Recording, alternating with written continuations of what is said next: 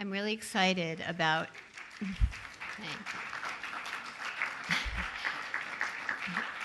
Very kind. You made my day. Now I'm going to try to make your day. We've been working on cyber issues for several years now, since we came to Fordham. And at first, we were looking at the issues that you're going to hear a lot about today: security versus liberty, privacy versus surveillance needs for national security, et cetera. But over time, as we've studied the conversation that's taking place at the level of national debate, we began to become more and more concerned about the conflict between the concerns of private industry and the concerns of the government, which is not a conversation that we were privy to during the years when we were focused primarily on terrorism. And this conversation is not going away, both in secret court rulings that have been made public. Those are the FISA Court and the FISA Court of Review, and in a number of documents that have been released, not just by Edward Snowden, but by the government.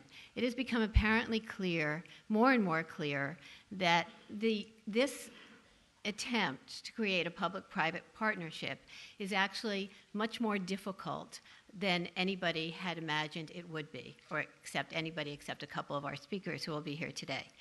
And so we thought we would explore this. And in exploring it and putting together these panels, what we discovered is that there is some kind of overlap between the conversation the country was having about privacy, security, liberty, and the conversation between government and business over what is the way forward. So what we're hoping to do here today is to both give you a consideration of what the different equities are in business and government, but also the overlap with the larger civil liberties conversation. So I don't know if we'll accomplish all of that, but I will tell you one thing. If anybody can do it, it's the speakers that are here today. So I want to begin by introducing our keynote speaker. This is somebody who I have a tremendous amount of respect for and who has been a guiding light for all of our work over the past 12 and a half years. So I have to pick sort of the moments of his career that I can mention, and I don't want to take up too much of his time. So I will tell you the couple of things that are interesting. First, he wrote the book Against All Enemies, which, if you want to know anything about al-Qaeda and America's encounter with al-Qaeda and how to understand what happened on 9/11, this is the first book you should read. And once you've read it, there could be others, but this is the one. And so maybe that's the first important thing. The second thing is that Richard Clarke is the single individual from the high ranks of the US government that apologized for the 9/11 attack, which is a pretty brave thing to have done and a pretty interesting thing to have done.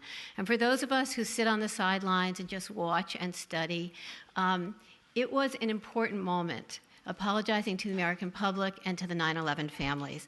And I think it's something that should be noted. This past week, Dick got the RSA Lifetime Achievement Award in San Francisco, which tells you something about his shift from the national security sector to the cyber sector. He seems to write books at a tremendous pace. I'm at least jealous. I don't know about anybody else. And one of the books that I encourage you to read is his book on cyber war. He also has, every time I introduce Dick, he has a new book coming out, and so in May, next month, he's not our only speaker to have a book coming out next month, and he has a book coming out, a novel. It's about the 2016 presidential election, which last I checked hadn't happened, and it's called Pinnacle Event, and we can all read it and see what we think. And I think the final thing I want to end with is that a number of our panelists, Richard Clarke, Michael Morell, participated in the Liberty and Security in a Changing World report that the government commissioned to look at the conflict between security and liberty.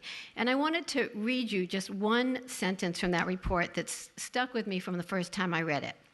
It's tempting to suggest that the underlying goal is to achieve the right balance between the two forms of security. The suggestion has an important element of truth, but some safeguards are not subject to balancing at all. And the point of this report is that there are two different forms of security: national security and personal privacy. So it is my great pleasure to introduce Richard Clarke.